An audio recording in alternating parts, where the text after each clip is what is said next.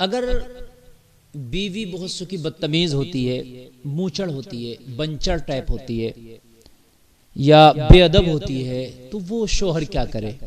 یا بہت سے شوہر بدتمیز، بے ادب، بنچر ٹائپ ہوتے ہیں، تو وہ بیویاں کیا کریں؟ بہت سے شوہر تو ڈائریکٹ لڑائی ہوا، جھگڑا ہوا، بیوی بچلن ہے یا بیوی تھوڑی بدتمیز ٹائپ ہے، تو انہوں نے ڈائریکٹ اٹھایا، طلاق دے دیا۔ اس کو طلاق کا بھی حکم نہیں ہے، نہیں دیا جائے۔ معزز سامعین، اگر بیوی آپ کی بدتمیز ہے، بدچلن ہے، بے ادب ہے، تو سب سے پہلے حکم ہے کہ اس کو سمجھایا جائے۔ آپ اس کو سمجھائیں پیار کے ساتھ۔ اگر آپ سمجھا نہیں سکتے نا، تو پھر آپ اپنے آپ کو جو مرد کہلاتے ہیں نا، پھر اپنے آپ پہ غور کریں کہ ہم واقعی مرد ہیں جو ایک عورت کو نہ سدھار سکے، نہ سمجھا سکے۔ ایک مدرسے میں سارے طلبہ میں ایک طالب علم بڑا بدتمیز تھا، تو سارے مدرسین نے اکٹھا ہو کے فیصلہ کیا کہ ہم اس کا داخلہ خارج کریں گے، اس کا خارجہ کر دیں گے۔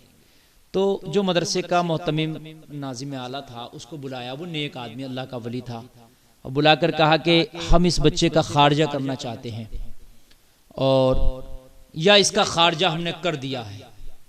تو وہ اللہ والے نے بڑی پیاری بات کہا بڑے افسوس کی بات ہے کہ آپ اتنے اساتذہ مل کے ایک بچے کو راہ راست نہ دے سکے، صحیح راستہ نہ دے سکے۔ آپ اپنے استاد ہونے پر غور کریں۔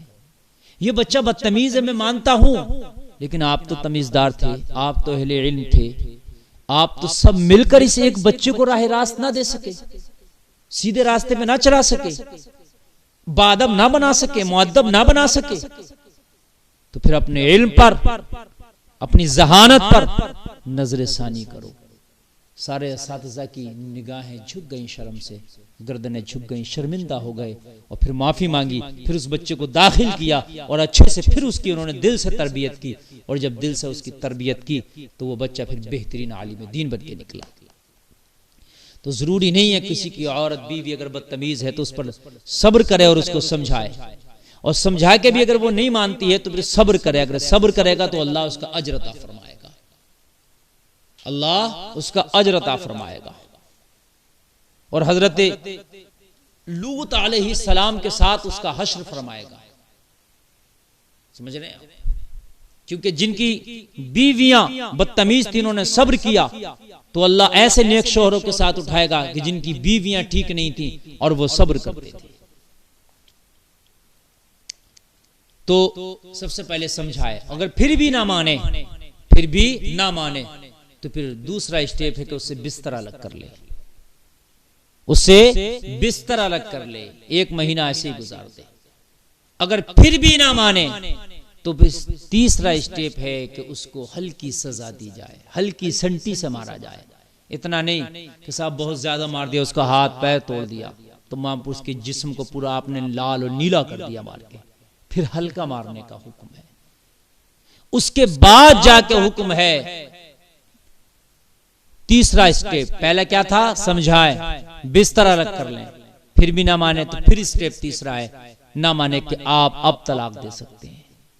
اب بھی اگر اس میں وہ کام شریعت کے خلاف کرتی ہے، اور اس پر اگر آپ کے وہ خلاف کام کر رہی ہے، شریعت کے نہیں کر رہی، تو آپ صبر کریں، اور آپ صبر کریں گے تو آپ کو صبر پر اجر ملے گا۔